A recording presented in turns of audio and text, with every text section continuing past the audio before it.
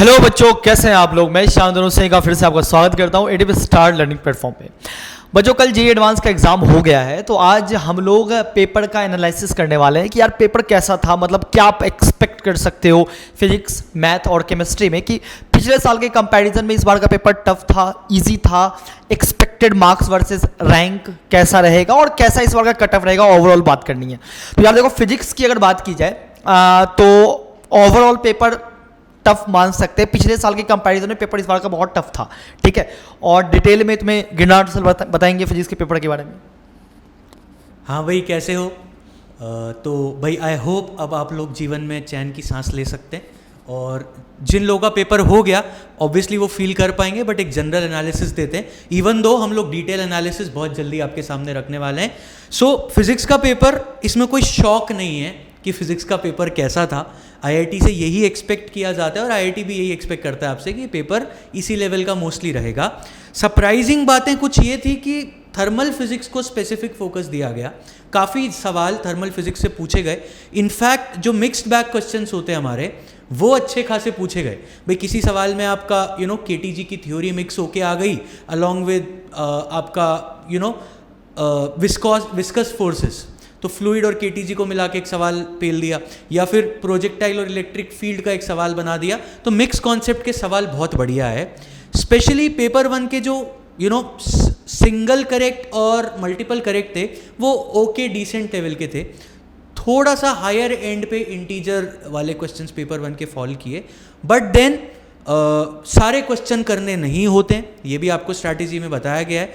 तो देन आपकी वो जजमेंट एग्जैक्टली आपके स्कोर को अफेक्ट करेगी कि किस क्वेश्चन को आपने डॉज कर दिया होगा, वेल लेफ्ट कर दिया होगा, और किस क्वेश्चन में आपने माथा फोड़ा होगा, राइट। तो वो सिलेक्टेड 18 में से जितने सवालों में आपने माथा फोड़ा होगा, अप्रॉक्सीमेटली कुछ अच्छा सिग्निफिकेंट परसेंटेज अराउंड 50 या उससे थोड़ा नीचे ऊपर मान लो, डिपेंडिंग अपॉन आपकी तैयारी कैसी है, आप अटेम्प्ट कर सकते थे और अच्छी कैलकुलेशन और ठीक ठाक टाइम से आप सॉल्व भी कर सकते थे।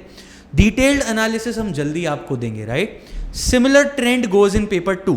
सरप्राइजिंगली ऑप्टिक्स के क्वेश्चन भी ठीक ठाक थे, राइट, और फ्लूइड को मिला दिया along with some other concept. तो अच्छा एक्सपोजर था ओवरऑल, पूरा स्पेक्ट्रम कवर किया गया आपके सिलेबस का, राइट।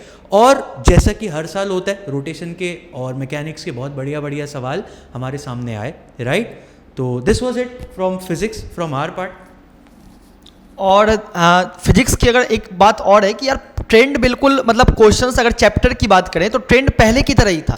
जैसे जो फेवरेट चैप्टर जेईई एडवांस का होता है इलेक्ट्रोस्टैटिक, जिससे डाइपोल का जो पार्ट था उससे कितने सवाल थे, पिछले साल भी पूछा था, इस साल भी पूछा है। थर्मोडायनेमिक्स का पार्ट देख लो, जैसे हीट का पार्ट सर ने बताया, वो भी फेवरेट पार्ट होता है। ऑप्टिक्स फेवरेट पार्ट होता है। तो यार कहीं ना कहीं पेपर जो है, मतलब चैप्टर वाइज अगर बात की जाए तो उनका एक फिक्स पार्ट है। रोटेशन फेवरेट है, इलेक्ट्रोस्टैटिक फेवरेट है, फ्लूइड में सरफेस टेंशन फेवरेट होता है, और मतलब कहीं ना कहीं बिल्कुल मैग्नेटिज्म का भी पार्ट था। तो कहीं ना कहीं तुम ये बोल सकते हो कि जो उनका फेवरेट पार्ट होता है ना, उनसे वो क्वेश्चन हर साल देते ही देते हैं। इस साल भी उन्होंने दिया है, थोड़े मिक्स कंसेप्ट लगाकर मिला जुलाकर ऐसा सवाल रहता है। तो ये फिजिक्स का ट्रेंड था। अब अपने अमित सर बताएंगे मैथ के बारे में थोड़ी सी। हेलो बच्चों, कैसे हो? तो देखो यार, ऑलरेडी तुम पेपर जो दे चुके हो, तो काफ़ी हद तक तुम्हें थोड़ा सा आइडिया भी जिन बच्चों ने पेपर दिया कि पेपर का लेवल कैसा था। बट यार देखो, अगर पेपर की बात करें तो जैसे मैथ्स में जो जेईई एडवांस का पेपर रहता है, ओवरऑल हमेशा ही पेपर अच्छा रहता है। कोई ऐसा नहीं बोल सकते कि इस बार उन्होंने बहुत खतरनाक और अलग सा कुछ पूछ लिया, ऐसा कुछ नहीं था। पेपर का जो लेवल था वो ऑलमोस्ट 2019 जैसा सा ही था। अब जैसा कि बच्चों मैं तुम्हें हमेशा बताता हूँ, इस पेपर में क्या था कि ईजी क्वेश्चंस भी थे। अब जिस बच्चे ने उन इजी क्वेश्चंस को पिक कर लिया, उसने नो डाउट बहुत अच्छा स्कोर जो उसका आ रहा होगा। लेकिन अगर कोई बच्चे जो फंस के अगर रह गए तो फिर उनके लिए मुश्किल हुई है। इस पेपर में भी सेम ऐसा ही हुआ है कि जैसे क्वेश्चन जो वो कॉन्सेप्ट वाइज बहुत ज्यादा डिफिकल्ट क्वेश्चंस नहीं थे, लेकिन कुछ एक क्वेश्चंस ऐसे थे जिनकी कैलकुलेशन जो बहुत लेंथी जा रही थी। तो अगर बच्चों आप उन कैलकुलेशन में फंस के रह जाओगे तो फिर थोड़ी सी इसमें डिफिकल्टी थी। बाकी ओवरऑल पेपर जो था वो बिल्कुल सही पेपर था, मतलब जेईई एडवांस के लेवल का ही पेपर था। अब दूसरी चीज जो इस पेपर में खास देखी गई कि पेपर में क्वेश्चन में के अंदर वो लैंग्वेज में तुम्हें घुमाना चाह रहा था। काफी सारे क्वेश्चंस बच्चों ऐसे देखे गए कि क्वेश्चन में वो बड़ी सी 4, 5, 6 लाइनें देख के पूरा माहौल बना दिया, तो बच्चे आधे से ज्यादा क्या कि उसी माहौल को देख के रह जाते हैं। जैसा कि तुमने एक क्वेश्चन देखा होगा जिसमें बोला गया था कि एक कोई स्टाफ है, वो ऑफिस जाता है, उसको पहले 15 दिन में वर्क करना है, कोई भी 4 दिन वो लगातार नहीं जाना चाहिए, 1 से 15 मई के बीच हो जाएगा। तो देख रहे हो कितने बड़ा उसने क्वेश्चन को फ्रेम किया है। अब तुम्हें सिंगल एक लाइन में अगर मैं बात करूं तो ये क्वेश्चन का मतलब इतना ही था, number of ways of selecting 4 different objects out of 15 different objects, और इनमें क्या होना चाहिए कि अपने पास में नो टू आर कॉन्जुगेटिव। ये अपना सिंपल सा एक लाइन का क्वेश्चन था, लेकिन उसके फ्रेमिंग इतनी बेहतरीन उसने की थी कि आधे से ज्यादा बच्चे जो वहीं फंस के रह गए। ऐसा ही सेम प्रोबेबिलिटी के कुछ क्वेश्चन में देखा गया कि बहुत बड़े बड़े पैराग्राफ टाइप के उसने दे दिए। ठीक है, तो ओवरऑल बच्चों ऐसा नहीं कि जैसे पेपर जो बहुत ज्यादा डिफिकल्ट हो, कुछ एक क्वेश्चन थे जो हमेशा रहते हैं कि 3-4 क्वेश्चन जिनका लेवल काफी अच्छा था, जिनमें तुम्हें दिमाग लगा के काफी सोचना था, मिक्स कॉन्सेप्ट जिनमें यूज हो रहे थे। बाकी ओवरऑल पेपर बच्चों 2019 के जैसा ही था। ठीक है, थोड़ा सा उससे ज्यादा डिफिकल्ट हम मान सकते हैं। तो उसी के बेसिस पे देखो ये हो गई अपने मैथ्स की बात। अब अगर बच्चों ओवरऑल हाँ, केमिस्ट्री का पेपर जो था वो बिल्कुल मॉडरेट था, मतलब बहुत ज्यादा इसमें ऐसा कुछ तूफान मचाने वाला नहीं पूछा था। ठीक है, मॉडरेट चीजें पूछी गई थी। अब बच्चों अगर हम बात करें कि एक 2020 का जो कट ऑफ होता है वो कट ऑफ क्या रह सकता है। अब देखो ऑब्वियस ही बात है कि कट ऑफ जो वो थोड़ा वेरी कर सकता है जितना हम बताएं, लेकिन यही कि सारे पेपर को एनालिसिस करके फिर कट ऑफ जो वो बताया जाता है एक्चुअली कि पिछली बार पेपर का लेवल कैसा था, उससे पिछली बार लेवल कैसा था, इस बार कैसा था।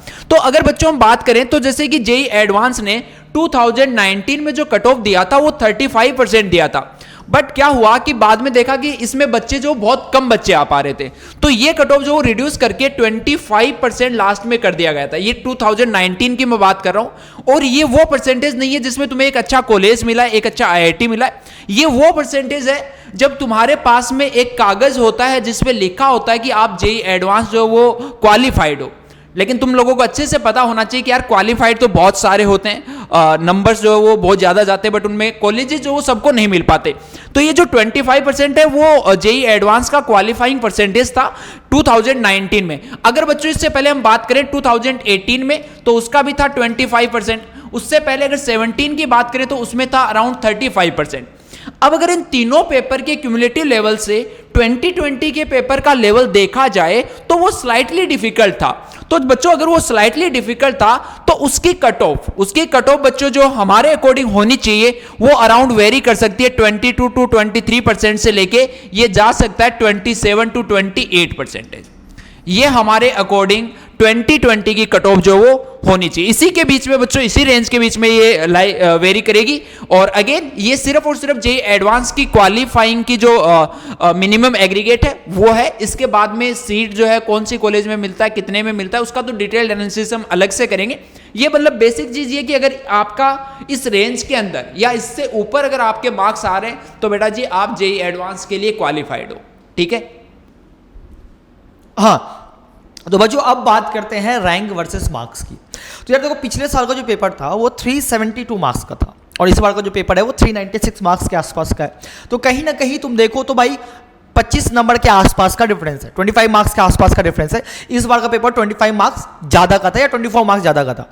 तो ये मैं बोल सकता हूँ कि पिछले बार ये था अपना रैंक वर्सेस मार्क्स का ये रेशियो था।